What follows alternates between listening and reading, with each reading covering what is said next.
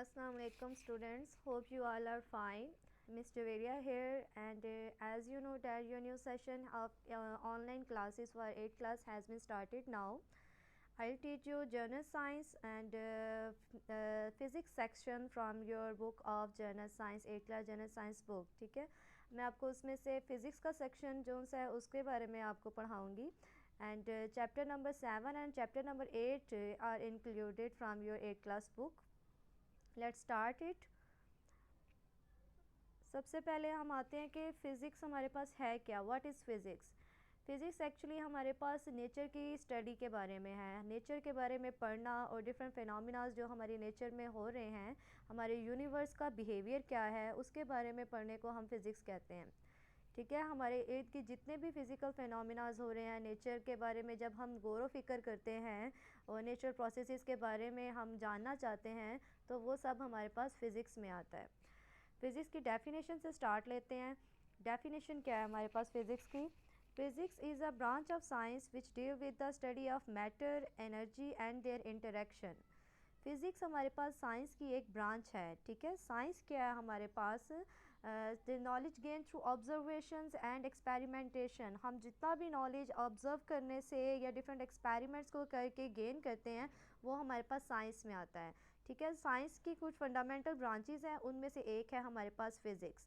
Physics is a branch of science which deal with the study of matter, energy and their interaction. इसमें हम matter की आपने different states के बारे में पढ़ा होगा. Solid, liquid, gas, plasma. Matter और एनर्जी किसी भी टाइप की हो, ठीक है, उनके बारे में पढ़ते हैं. एंड इंटरेक्शन बिटवीन दैम, और मैटर का एनर्जी के साथ मिलाप, उनका आपस में इंटरेक्शन जो है उसके बारे में हम पढ़ते हैं फ़िज़िक्स में. सो आप यहाँ पे ये फ़िज़िक्स की डेफिनेशन को अपनी बुक्स में लिख लीजिएगा.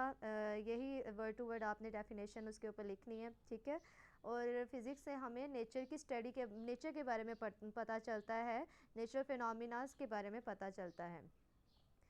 आपकी बुक में चैप्टर नंबर 7 से स्टार्ट लेते हैं हम. यहाँ पे मैंने फ़िज़िक्स की डेफिनेशन को लिख दिया है. आप लोग पहले इसमें फ़िज़िक्स की डेफिनेशन को लिख लें. ठीक है, फ़िज़िक्स को हम इसकी डेफिनेशन को पहले हम याद करेंगे, उसके बाद हम इसका प्रॉपर चैप्टर जो है वो स्टार्ट करते हैं. आपके सिलेबस में चैप्टर नंबर 7 और 8 इंक्लूड किया गया है. Chapter number 7 is about the force and the pressure. Force के बारे में आपने बहुत बार सुना होगा, और प्रेशर की टर्म भी आपने बहुत बार डेली लाइफ में सुनी होगी. Gas pressure, water pressure, blood pressure, atmospheric pressure, ये टर्मिनोलॉजीज़ हम डेली लाइफ में बहुत ज़्यादा यूज़ करते हैं.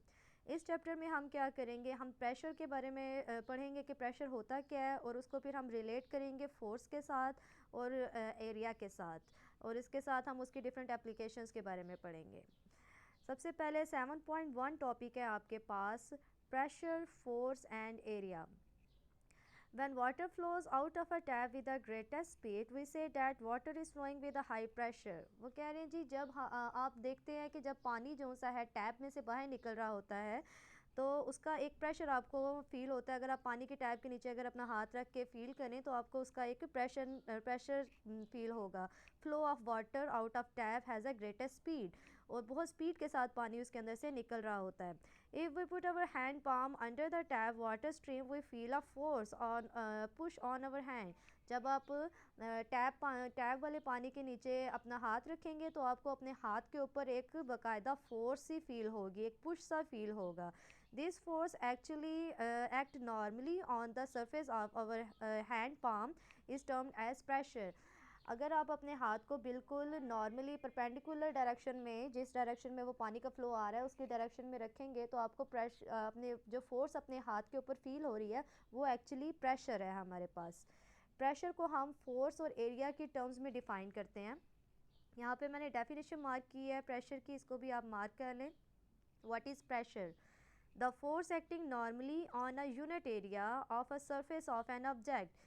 किसी भी सरफेस एरिया के ऊपर नॉर्मली जब फोर्स एक्ट कर रही होती है तो वो हमारे पास उसका प्रेशर होती है. ठीक है, द फोर्स एक्टली नॉर्मली का मतलब है कि आप एट अ 90 डिग्री एंगल पे जब हमारे पास फोर्स का कंपोनेंट किसी भी सरफेस एरिया के ऊपर एक्ट कर रहा होता है तो वो प्रेशर कहलाएगा. मैथमेटिकली हमारे पास इसका फार्मूला क्या होता है प्रेशर का. Pressure is equal to force over area. ठीक है। इसके साथ आपको शॉर्ट में इसका यूनिट भी लिखना पड़ेगा, वो नेक्स्ट पेज पे एक अलहदा पूरा टॉपिक है इसके फोर्स का यूनिट क्या है और कैसे इसको हमने सारा डिराइव करना है। आप फ़िलहाल इसके एज अ शॉर्ट के लिए व्हाट इज़ प्रेशर क्वेश्चन के अंदर ही आप इसके डेफिनेशन के साथ फार्मूला और इसका यूनिट जो सा है वो लिख लें। यूनिट इसका न्यूटन पर मीटर स्क्वायर या फिर पास्कल, ठीक है, न्यूटन पर मीटर स्क्वायर और पास्कल। इसको हम फर्दर आगे डिस्कस करेंगे कि ये न्यूटन पर मीटर स्क्वायर और पास्कल जो सा है ये यूनिट कैसे आता है यहाँ पर। ओके, अगर हम प्रेशर जो सा है उसमें प्रेशर की पूरी जो सी टर्म है इसको पी से डिनोट कर दें, फोर्स को हम एफ से डिनोट कर दें और एरिया को हम ए से डिनोट कर दें, तो यहाँ पे हमारे पास प्रेशर का फार्मूला हो जाएगा P is equal to F over A. So ये आप यहाँ तक इसका फार्मूला करेंगे, ठीक है, इसको भी आपने लर्न करना है उसी क्वेश्चन के अंदर ही। आगे देखें जी, from this relation it can be seen that when same force is applied on different areas the smaller area will experience higher pressure while the larger area will experience a low pressure. Okay, अगर आपके पास दो surfaces हैं जिनका area different है, एक का area small है और एक का एरिया जो है वो लार्ज है, और अगर आप दोनों सरफेसेस के ऊपर इक्वल फोर्स लगा रहे हो तो वो कह रहे हैं कि वो एरिया जो सा स्मॉलर होगा उसको प्रेशर ज़्यादा फील होगा और जो एरिया लार्जर है उसका प्रेशर कम फील होगा। Similarly when different forces act on the same area the larger force will exert high pressure while the smaller force will exert a low pressure. इसी तरह वो कह रहे हैं कि अगर आपके पास दो इक्वल एरियाज़ हैं, दो सरफेसेस हैं जिनका एरिया आपस में बिल्कुल इक्वल है, आप वैन डिफरेंट एरिया फोर्सेस, हाँ जी, आप उसके ऊपर डिफरेंट फोर्सेस एक्ट कर रहे हैं, यानी एक एरिया के ऊपर आपने ज़्यादा फोर्स लगा दी है, एक के ऊपर थोड़ी कम फोर्स लगाई है, तो जिसके ऊपर फोर्स ज़्यादा लग रही है उसका प्रेशर भी ज़्यादा फील होगा और जिस सरफेस के ऊपर फोर्स कम लग रही है वहाँ पे प्रेशर कम फील होगा। इसका मतलब है कि फोर्स ऊपर हमारे पास P is equal F over A relation से हमें ये बात समझ में आ रही है कि बॉडी के ऊपर अगर आप फोर्स ज़्यादा करेंगे तो उससे प्रेशर ज़्यादा होगा, अगर आप फोर्स कम कर देंगे, फोर्स लगाना कम कर देंगे, तो बॉडी के ऊपर जो उसका प्रेशर है वो भी कम हो जाएगा। लेकिन अगर आप ऐसा करते हैं कि बॉडी का जो सरफेस एरिया है वो आप ज़्यादा कर देते हैं तो उस लिहाज से फिर उसका ऊपर जो प्रेशर होगा वो कम हो जाएगा, और अगर आप एरिया कम करते हैं तो प्रेशर ज़्यादा होगा। ये आगे मैं आपको एक्टिविटीज़ के साथ इसको एक्सप्लेन करती हूँ, आपको ये आपका कॉन्सेप्ट इससे क्लियर हो जाएगा। पहली एक्टिविटी देखें, यहाँ पे हमारे पास pressure exerted by the same forces on different areas. यहाँ पर देखें आपके पास एक डायग्राम दी हुई है, मटेरियल रिक्वायर्ड है wedge two identical plates and wet sand. आप दो प्लेट्स ले लें, डायग्राम में देखें आप आपके पास दो प्लेट्स हैं और दोनों प्लेट्स में उन्होंने वेट सैंड यानी गीली रेत जो सी है वो रख दी है, भर दी है। ऊपर वाली फर्स्ट डायग्राम में देखें, ये वेज किसको बोलते हैं जी, ये जो आपके पास एक ट्रायंगल शेप में लकड़ी का पीस है इसको हम वेज बोलते हैं, ठीक है। यहाँ पे उन्होंने क्या किया है, पहली वाली प्लेट में फर्स्ट डायग्राम में वेज को उन्होंने सैंड के ऊपर इस तरीके से रखा है कि उसका जो बेस वाला एरिया है नीचे जो उसका बेस वाला एरिया है वो नीचे है और इसकी कोन वाली जो शेप है वो उन्होंने ऊपर की तरफ रखी है यहाँ पर। अब जब एरिया नीचे से ज़्यादा है, ठीक है, तो यहाँ पर सैंड के ऊपर उसका डिज़ाइन देखें किस तरीके से वो प्रेशर डालने से सैंड जो है वो थोड़ी सी बैठ की है और प्रेशर डालने से उसके ऊपर एक आपको पैटर्न मिल गया है। सेकंड डायग्राम में देखें आप, अगर आप उसी वेज को उल्टा करके अब आप उस सैंड के ऊपर रखें तो आप देखेंगे कि सैंड का जो अब यहाँ पर आप देख रहे हो कि सैंड के अंदर आपको वहाँ पर ज़्यादा डीप कट मिल रहा है। इसका मतलब है कि यहाँ पर जब आपने उसको एरिया कम कर दिया था यहाँ पर तो प्रेशर ज़्यादा फील हुआ है सैंड के ऊपर, लेकिन जब एरिया नीचे से ज़्यादा था, नीचे से जो कॉन्टैक्ट एरिया है उसका जिससे वो प्रेशर लगा रहे हैं वो सरफेस एरिया ज़्यादा था, तो यहाँ पे हमारे पास प्रेशर कम फील हुआ है, ठीक है। बॉडीज़ का एरिया कम हो तो प्रेशर ज़्यादा फील होता है, एरिया ज़्यादा हो तो प्रेशर कम होता है, इनमें हमारे पास अल्टरनेट रिलेशन होता है।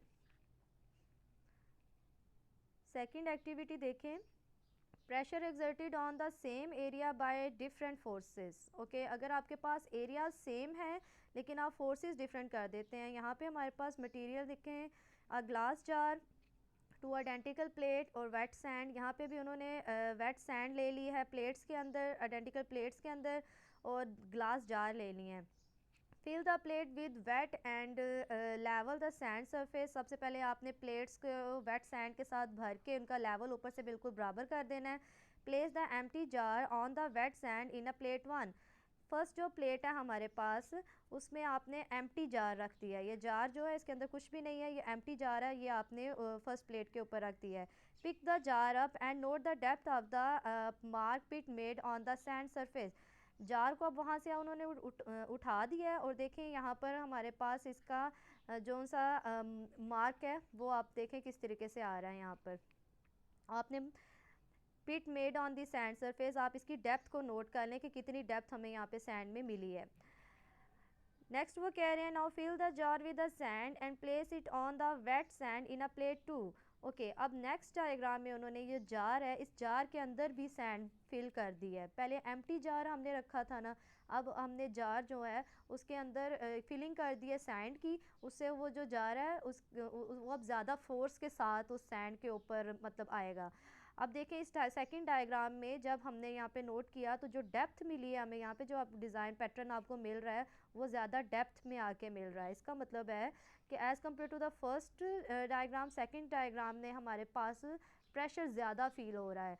यानी कि फोर्स जब कम थी तो प्रेशर सैंड के ऊपर कम लग रहा था, लेकिन जब आपने फोर्स को ज़्यादा कर दिया, जो प्रेशर हमें फील हुआ है वो यहाँ पर ज़्यादा है। तो फोर्स ज़्यादा करने से प्रेशर ज़्यादा होता है एंड फोर्स कम करने से प्रेशर चीज़ों के ऊपर कम होता है। ठीक है, सो ये हमारे पास कंक्लूजन्स आ रहे हैं इन एक्टिविटीज़ के।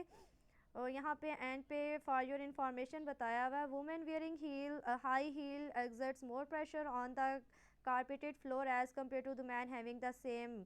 ओके जी, मैंस अगर फ्लैट जूता पहन के अगर हम जा रहे हैं, ठीक है, तो कारपेटेड फ्लोर के ऊपर उसका प्रेशर कम होगा, लेकिन जो हाई हील्स होती हैं उनका एरिया, क्रॉस सेक्शन एरिया तो कम है, लेकिन उसका जो प्रेशर है, एरिया कम होने की वजह से उनका जो प्रेशर एक्सर्ट होगा वो ज़्यादा होगा।